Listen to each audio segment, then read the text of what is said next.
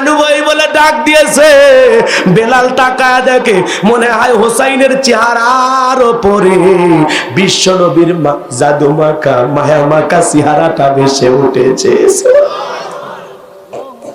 হোসাইন যখন হাত ধরে বলে নানু ভাই, ও নানু ভাই দাও না একটু আজান দাও, আমরা তোমার আজান শুনতে চাই। হোসাইনের চোখে যখন বেলাল পানি দেখেছে, বেলাল দেখে বলে হোসাইন রে, আমি জীবনে আজান দিতাম না, কিন্তু তুই এমন ভাবে বলেছিস আমি আর তোর আবদার ফেলাইতে পারলাম না। হযরতে বেলাল হোসাইন যখন বারবার বলেছে নানু ভাই, ও নানু ভাই একটা বার আজান দাও, হোসাইনের আবদার রাখতে গিয়ে হযরতে বেলাল 6 মাস পরে আবারও মদিনায় আজান দিলে। আসসালামু আলাইকুম ইসলাম দরদি ভাই ও বোনেরা, দেশ এবং দেশের বাইরে থেকে যারা আমার এই ghost SAR Islamic YouTube channel দেখছেন তাদেরকে জানাই আমার আন্তরিক প্রীতি ও শুভেচ্ছা, ভালোবাসা ও সালাম। তো আজকে যে হুজুরকে নিয়ে এসেছি সে হুজুর হচ্ছে গোলাম রাব্বানী হুজুর। গোলাম রাব্বানী হুজুর সত্যি এমন একজন হুজুর যা যুক্তিবাদী এবং সমাজের যে সমস্ত কর্মকলাপগুলো ঘটে তা বাস্তবের তা আমাদের মিল খেয়ে যায়। সেই সমস্ত সামাজিক যে জিনিসগুলো বেশি নোংরা, মানে আমাদের সমাজকে যে জিনিসগুলো বেশি প্রচারিত এবং আমাদের সমাজকে যে সমস্ত জিনিস আমাদের সমাজকে মানে কলুষিত করছে এবং আমাদের সমাজকে ধ্বংসের দিকে নিয়ে যাচ্ছে যে সমস্ত জিনিস, সেই সমস্ত জিনিসগুলোকে কিন্তু গোলাম রাব্বানী হুজুর তুলে ধরেন এবং তিনার বক্তব্য এত সুন্দর মানে যা বলা যায় না। তো চলুন আমরা গোলাম রাব্বানী হুজুরের মুখ থেকে তার সুন্দর বয়ান শুনবো এবং সেই বয়ানকে আমরা আমল করার চেষ্টা করব ইনশাআল্লাহ। গোলাম রাব্বানী হুজুর সত্যি এমন একজন হুজুর যে হুজুর সমাজের সামাজিক যে দিকগুলো রয়েছে, যে বাস্তববাদী যুক্তিবাদী এমন একজন হুজুর সত্যি যার বয়ান শুনলে হৃদয় জুড়ে যায়। তো চলুন আমরা শুনে নেব গোলাম রাব্বানী হুজুরের মুখ থেকে বিশেষ কিছু বয়ান। তো আর দেরি করবো না, চলো বন্ধুরা শুনে নাও গোলাম রাব্বানী হুজুরের মুখ থেকে তার কিছু বয়ান। নাও চলে গেছে, তুমিও আমাদের ছেড়ে অনেক দূরে হারিয়ে গিয়েছিলে। ও নানু ভাই 6টা মাস অতিবাহিত হয়ে যায়, কতদিন হলো আমরা তোমার কণ্ঠে আজান শুনি না। হোসাইন যখন নানু ভাই বলে ডাক দিয়েছে, বেলাল তাকায় দেখে মনে হয় হোসাইনের চেহারার উপরে বিশ্ব নবীর জাদু মাখা মায়া মাখা চেহারাটা ভেসে উঠেছে। হোসাইন যখন হাত ধরে বলে নানু ভাই, ও নানু ভাই দাও না একটু আজান দাও, আমরা তোমার আজান শুনতে চাই।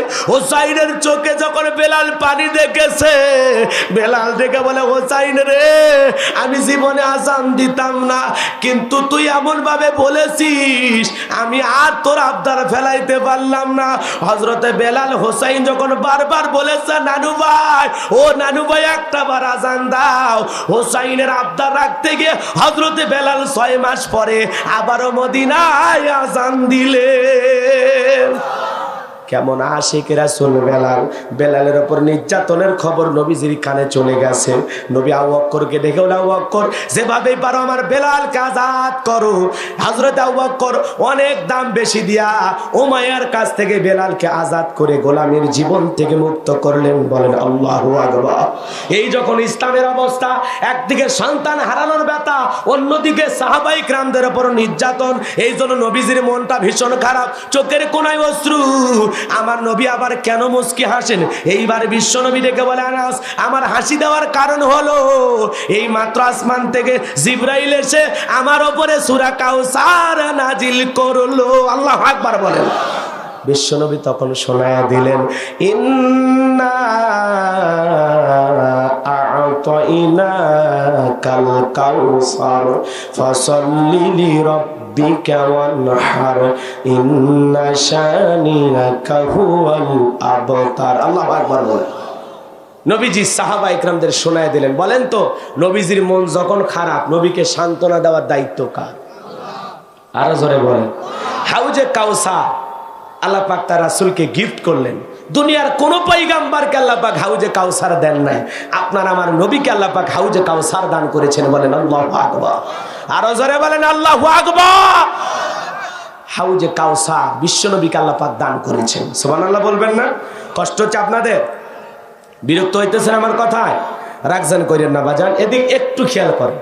এইবার আমরা মূল আলোচনায় চলে যাব। কোরআনের কথা যত শুনবেন ভালো লাগবে, খারাপ লাগার কথা না।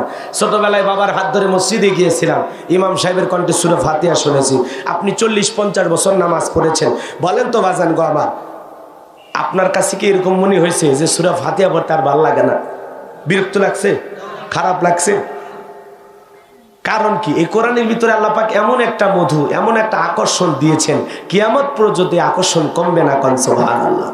কোন ইমাম সাহেবও যদি বলে ভাই 25 বছর ইমামতি করলাম, সূরা ফাতিহা দেন আমার শুরু করছি, কাল থেকে আমি সূরা ইখলাস দিয়ে শুরু করব, ইমাম সাহেব যদি পরের দিন ডাইরেক্ট মাগরিবের নামাজের সময় প্রথমেই যদি বলে কুল হুয়াল্লাহু আহাদ, আপনারা কি বলবেন?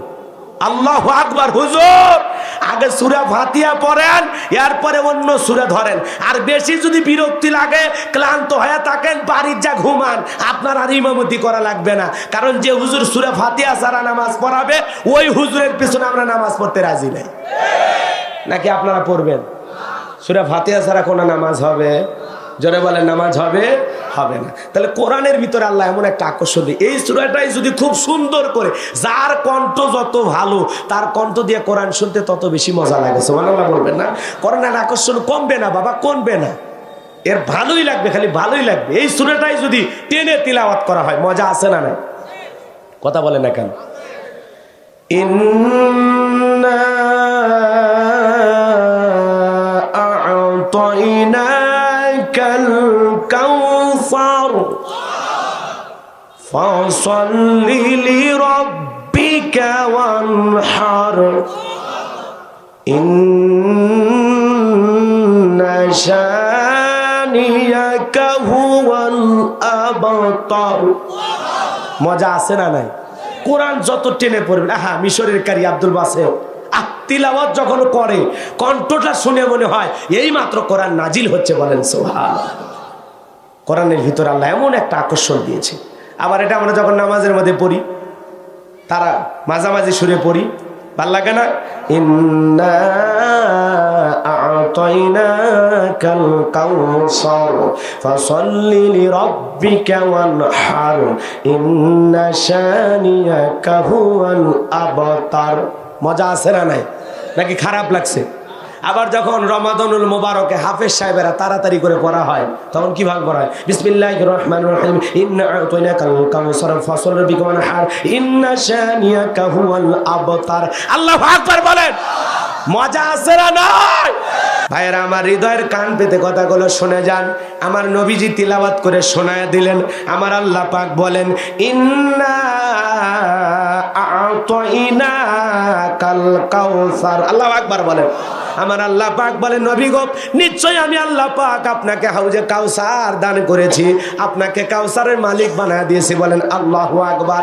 এ হাউজে কাউসারের পানি মধুর চাইতে মিষ্টি, পানির চাইতে বেশি ক্লিয়ার। ওই কঠিন কিয়ামতের ময়দানে মানুষের জিহ্বা যেদিন কুকুরের মতো ঝুলে নাভি পর্যন্ত চলে আসবে, সূর্য সহাত মাথার উপরে চলে আসবে, জমিন হবে তামার জমিন। ওই কঠিন কিয়ামতের ময়দানে বিচার দিবসের একদিন হবে 50,000 বছরের সমান। ওই কঠিন কিয়ামতের ময়দানে নবীজির হাতে এক পেয়ালা হাউজে কাউসারের পানি যে পান করবে, জান্নাতে ঢোকা পর্যন্ত তার আর কোনোদিন তৃষ্ণা লাগবে না। আল্লাহু আকবার বলে। এই হাউজে কাউসারের পানি বাজান গো আমার, হযরত আবু বকর সিদ্দিক রাদিয়াল্লাহু তাআলা পিয়ালাগুলো ভরাইয়া দিবেন। সুবহানাল্লাহ বলবেন না? আর মাঝখানে দাঁড়িয়ে থাকবেন হযরত ওমর। আবু বকরের হাত থেকে নিয়ে হযরত ওমর সেই পিয়ালা দিবেন বিশ্ব নবীর হাতে। আর নবীজি তার আদরের উম্মত খুঁজে খুঁজে তাদেরকে নিজ হাতে হাউজে কাউসারের পানি পান করাবেন। বলেন সুবহানাল্লাহ। আরো জোরে বলেন সুবহানাল্লাহ। এ বাজান গো আমার, হৃদয়টা নরম করে কথাগুলো শুনে যান। হাউজে কাউসারের পানি, এটা তো আনন্দের বিষয়, এটা তো বড় একটা প্রাপ্তি। কিন্তু হাউজে কাউসারের পানি আপনি চাইলেন আর পাইলেন, আনন্দের সংবাদ, কিন্তু চাইলেন আর পাইলেন এমনটা তো হবে না। হ্যাঁ বন্ধুরা, আজকের ভিডিও কিন্তু এই পর্যন্ত। এরপরে কিন্তু আবার আমরা নতুন কোনো একটা ভিডিও নিয়ে উপস্থিত হবো। তাই বন্ধুরা, আমার এই চ্যানেলটাকে যারা সাবস্ক্রাইব করবেন তারা কিন্তু প্লিজ দয়া করে সাবস্ক্রাইব করে নিও।